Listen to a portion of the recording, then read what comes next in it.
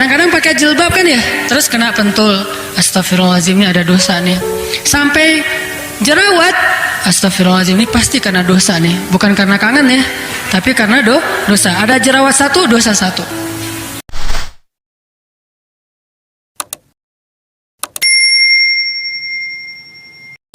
Teman-teman yang dirahmati Allah Subhanahu wa taala, di ayat 30 Allah berfirman, "Wa ma asabakum mim musibatin fabima kasabat aydikum."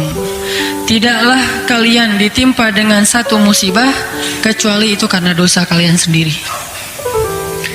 Sehingga para ulama mengatakan tidak ada satupun musibah di muka bumi ini, baik yang menimpa seseorang atau menimpa suatu kaum, kecuali penyebabnya adalah dosa. Gak ada satupun musibah, baik yang besar bahkan yang paling kecil sekalipun, terjadi atau menimpa seseorang dan suatu kaum, kecuali penyebabnya adalah dosa. Sampai para ulama bilang, kalau misalnya saya, kata ulama, melihat dosa saya itu pada diri istri saya, kecuali gak punya istri ya, ngelihatnya kepada, jangan istri orang, bahaya. Saya melihat dosa pada diri istri saya. Contohnya gimana? Kalau misalnya ada kejadian atau istrinya ngambek, ada percekcokan rumah tangga, maka mereka akan mengatakan bahwa penyebab dari percekcokan itu adalah dosa.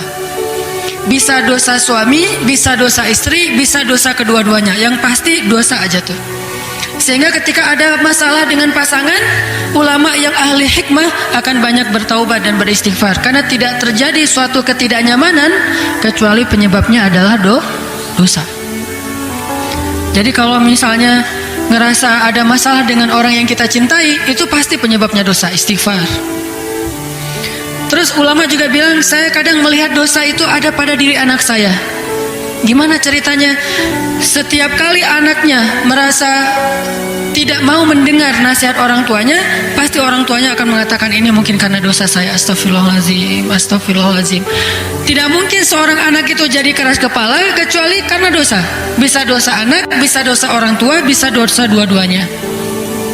Terus mereka juga bilang, saya melihat dosa saya pada rumah saya. Jadi bagi mereka kalau atap rumah bocor, itu penyebabnya dosa. Sampai segitunya teman-teman. Atap rumah bocor, astagfirullahaladzim. Lampu mati, astagfirullahaladzim. Air nggak keluar, astagfirullahaladzim. Banyak tikus, astagfirullahaladzim. Pokoknya semua masalah yang kita alamin, sekecil apapun. Kalau buat cewek mungkin pas lagi pakai jilbab gitu, terus ketusuk jarum pentul dikit, kegores bawah sini, wah astagfirullahaladzim, jangan-jangan saya terlalu banyak ya editan,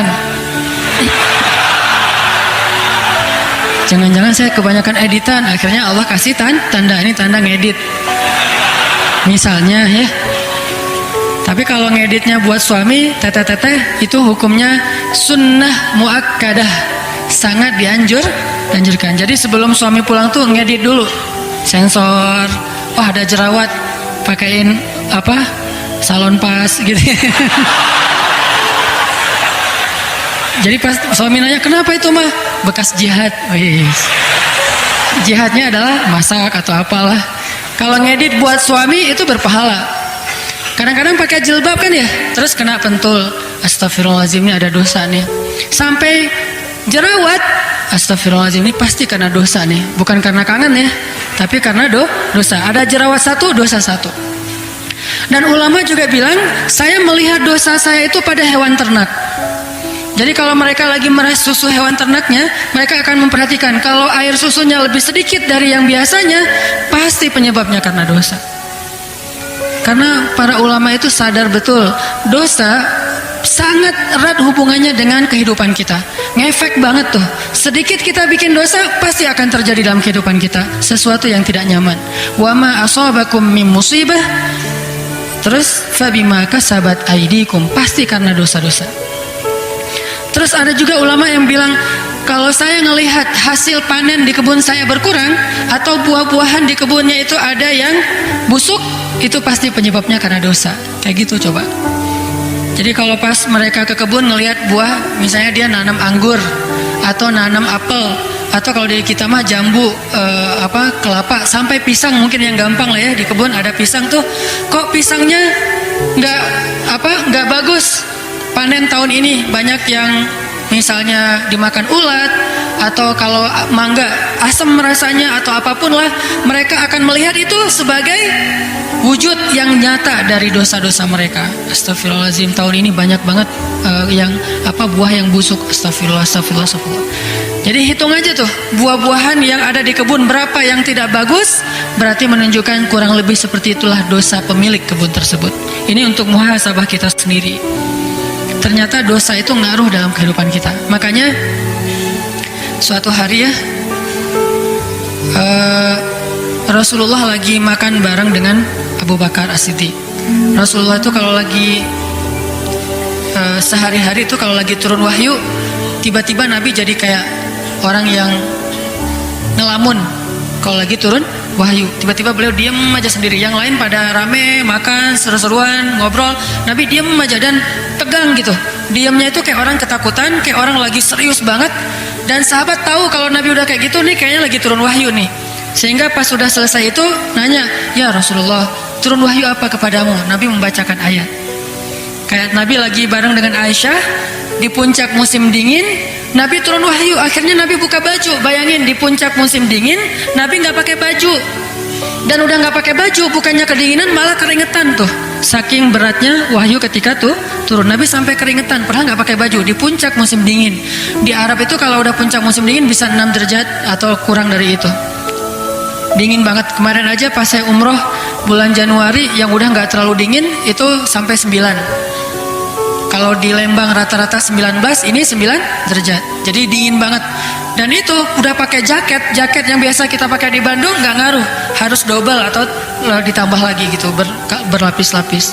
Nabi nggak pakai baju, keringetan ketika turun wahyu. Nah suatu hari Nabi lagi duduk makan dengan Abu Bakar.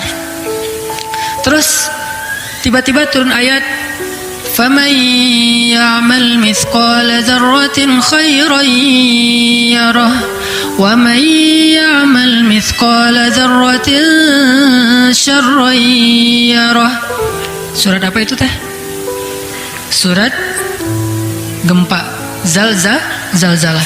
Siapa yang berbuat kebaikan mithqala dzarrah, sekecil zarrah, dia akan melihat efek dari kebaikan itu.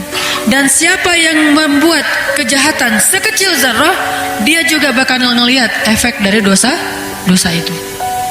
Lalu setelah wahyu turun, Nabi ngebacain ayat ini kepada sahabat. Abu Bakar lagi makan tuh. Tiba-tiba Abu Bakar berhenti makan, wajahnya pucat. Terus Abu Bakar bertanya, "Ya Rasulullah, kalau kita buat dosa sekecil apapun, kita akan melihatnya langsung?" Kata Nabi, "Ya wahai Abu Bakar, bagaimana ngelihatnya ya Rasulullah?"